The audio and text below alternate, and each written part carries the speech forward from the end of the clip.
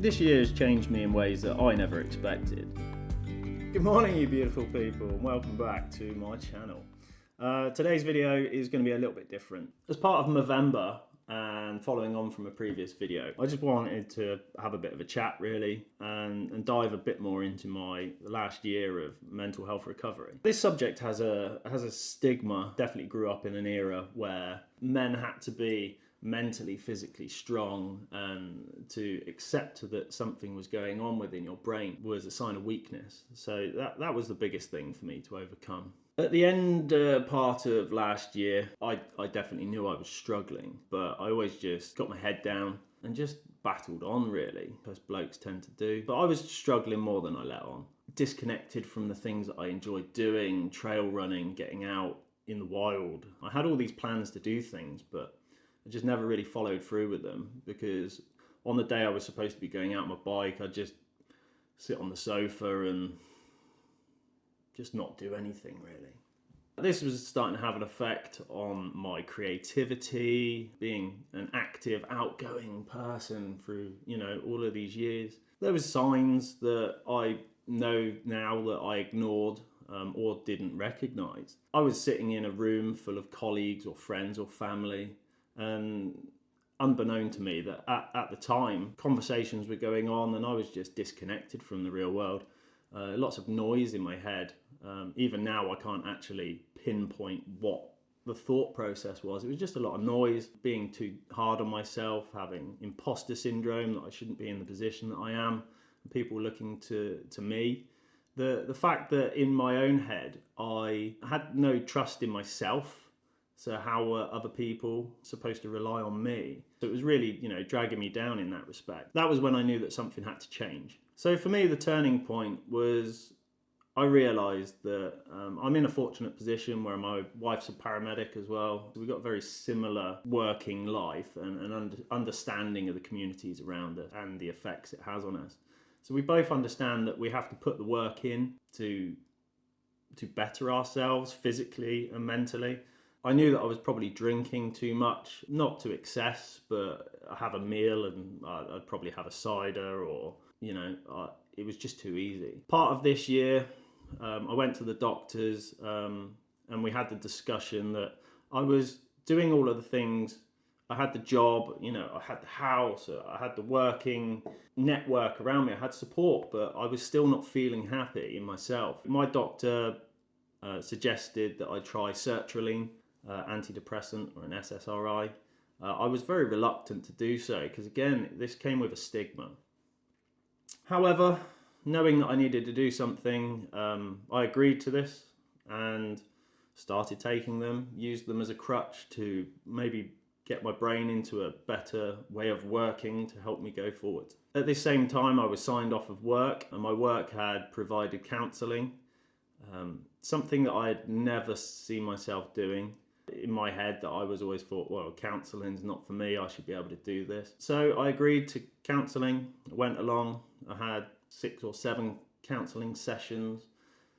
Nothing in those sessions was like a light bulb moment, but there was definitely things that actually made me question why I put pressure on myself, that if there's no pressure from the outside world, why was I expecting so much from myself? So the strangest part of this was being signed off for mental health and a recovery period. That was the biggest thing for me, is being absolutely fine, feeling like almost guilty that I was being signed off, but there was nothing wrong with me. I was going out and trying to do the best that I could. I was still going out on my bike when I should have been at work, or I should have been doing something. However, unbeknown to me at the time, is actually taking that stressor away to really focus on myself was what I was needing. And clearly for a good few years, I was just not letting myself do it. When I finally lent into accepting that I'd already done so many things, I'd given up alcohol, I had started on antidepressants, I was undergoing counselling. I was now not at work, so I was focusing on my daily habits. I was practicing gratitude and I was practicing wellness. I was trying to eat well, drink well, stay hydrated, keep physically active. And all of these small things put together were starting to have an improvement in my daily well-being. I was having support from friends, family, colleagues. But the biggest change was my own personal shift in mindset. I was giving myself grace for making mistakes, not being such a perfectionist. I always strive for being a perfectionist, but not allowing myself to practice whatever subject it is to get good at it and expecting great results. And slowly over time, allowing myself to have off days, understanding that recovery is not a linear process, and you are going to have good days and you're going to have bad days. I was told along my way that when you stop counting your bad days, that's true recovery. Understanding that actually today was a tough day, but there was a reason for that. Sitting with those emotions, sitting with those feelings, and realizing that it's a bad day, not a bad life. So where am I now? Am I fixed? No. But am I healing? Yes. Day to day, I'm doing fine. I just want to be open and honest, and actually I want to build that community, and I want to help people along the way, that I wouldn't wish what I've gone through this year on my worst enemy. But the only way to do that is to break that stigma and to reach out and actually get to people to talk. Reach out, have that chat, do that small thing. So yeah, there's things that I'm still going to be working on, but it's not a one and done fix. Mental health, just like physical health, it's definitely earned.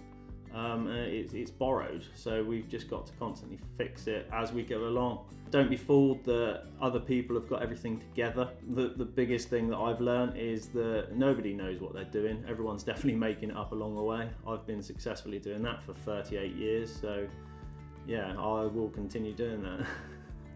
So if any of this has resonated with you, or you have a similar story, then drop a comment below, like and subscribe to follow along. This is a community and we've got each other's backs. Let's keep showing up for each other, and let's go through this together. And I'll see you in the next one. Yesterday there was sun and there was rain.